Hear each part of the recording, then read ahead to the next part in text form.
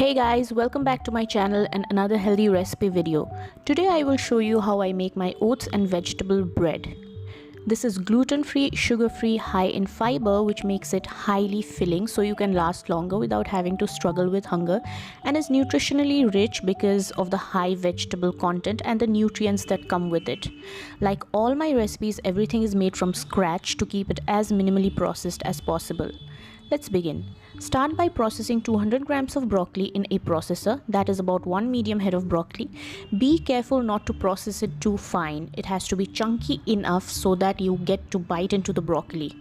This has to be microwaved for 2 minutes to initiate the process of sweating, by which I mean we need to extract moisture from the broccoli. If you don't want to microwave, you can steam it for 5 minutes. While that is happening, process 4 medium carrots, in my case happen to be 200 grams.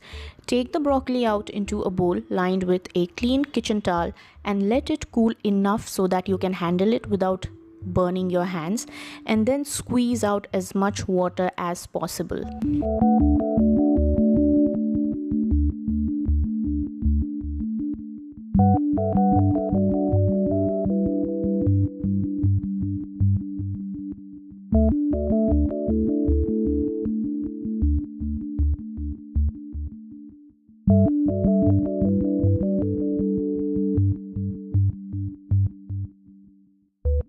Okay, so I'm really sorry that I forgot to press the record button for this part, but what I have done here is added 2 whole room temperature eggs to my broccoli and carrots. Then add 100 grams of oats. I'm using instant oats because I am out of the rolled oats which I normally use. If you do use rolled oats, you can add the broccoli without squeezing out the moisture because the extra fiber in the oats will absorb it. Add in salt, and for flavor I am adding oregano because I like the combination of broccoli and oregano. Then add 1 teaspoon of baking powder to help trap the air bubbles because there is no gluten, so we need to add things to help create and trap those air bubbles which gluten naturally does. Of course, this won't replicate the texture of a bread that has gluten. It's just going to help stabilize some of those air bubbles which the eggs have created.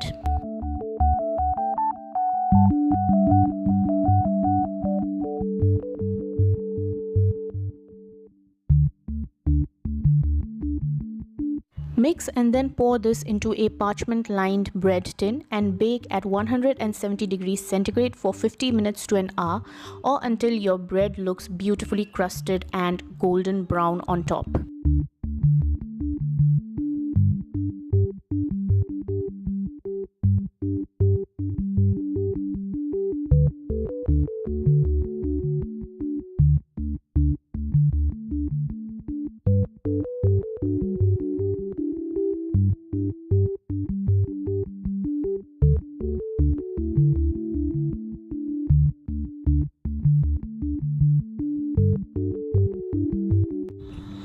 And don't forget to do the toothpick test, which is inserting a clean toothpick in the center of your bread and checking to see if the bread is cooked enough. If it comes out clean, that means it is cooked. This needs to completely cool down, and then we can cut it into 4 servings. Each serving has 3 slices of bread, so this is indeed a large portion and very filling indeed. Can you see all those vegetables inside? That's just beautiful. I had these for breakfast the next morning by lightly toasting in butter, and it was actually really delicious and soft.